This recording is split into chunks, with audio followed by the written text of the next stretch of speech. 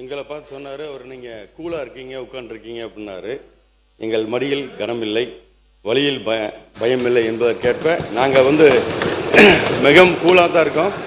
இன்றைக்கி மட்டும் இல்லை, இந்த 5 வருஷம் போய் மக்களை அடுத்த 5 வருஷம் தேர்தலில் சந்திக்கும் போது நாங்கள் கூலாக தான் இருப்போங்கிறத தெரிவிச்சுக்கிறோம். மற்றொரு உறுப்பினர் சொன்னார், எங்கள் முன்னாள் முதல்வர் எதிர்கட்சி தலைவர் பேரவைத் தலைவர் அவர்களே, நேற்று எங்களுடைய முன்னாள் அமைச்சர் பேசும்போது சொன்னார், கடந்த 5 வருடங்களாக தினமும் டென்ஷன் எங்களுக்கு என்று. அதை ரிப்ளை செய்யும்போது நம்முடைய நீர்வளத்துறை அமைச்சர்களும் அதே சொல்லியிருக்கிறார். நாங்களும் தினமும் நிம்மதியாக எங்களும் தங்களால் தூங்க முடியலை, தினமும் எங்களுக்கும் நிமிஷம் டென்ஷனாக இருக்கிறோம் என்று அவரும் சொல்லியிருக்கிறார். மீண்டும் அதை திருப்பி சொல்ல வேண்டாம் என்று கேட்டுக்கொள்கிறேன். ஏனென்றால் உங்களுக்கும் சிபிஐ வழக்கு இருக்கிறது, உங்களுக்கும் இன்கம் டேக்ஸ் வழக்குகள்லாம் தொடர்ந்து உங்களுக்கும் இருக்கின்றது. மாண்புமிகு எதிர்க்கட்சி தலைவர் அவர்களுக்கு நான் தெரிவித்துக் கொள்வதெல்லாம், சிபிஐ வழக்கு இருக்குதுன்றதெல்லாம் கரெக்டு தான்.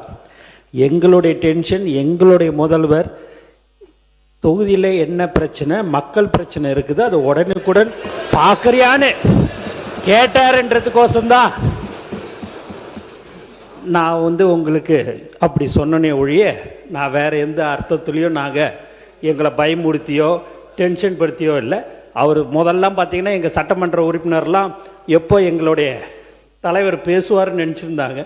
இப்போ ஃபோன் வந்தாலே பயம் இருக்குது. ஏதாவது தொகுதியில் ஒரு சின்ன விஷயமா இருந்தால் கூட அதை ஏன் உடனே செய்யலைன்னு கேட்கக்கூடியவர் தான் எங்கள் முதல்வர் என்பதை தெரிவிச்சு. உட்காருங்க.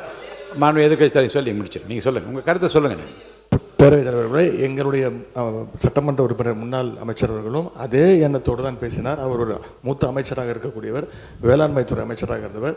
எங்களுடைய முதலமைச்சர் அவர்கள் அன்றைக்கு தினசரி பேப்பரில் பார்த்து, செய்திகளில் பார்த்து, அந்த துறை சம்பந்தமாக ஏதாவது செய்திகள் வந்திருக்கிறதா, அதை உடனடியாக நிவர்த்தி செய்யுங்கள் என்றது தான், அந்த எண்ணத்தில் தான் எங்களுடைய சட்டமன்ற உறுப்பினரும் பேசினார்.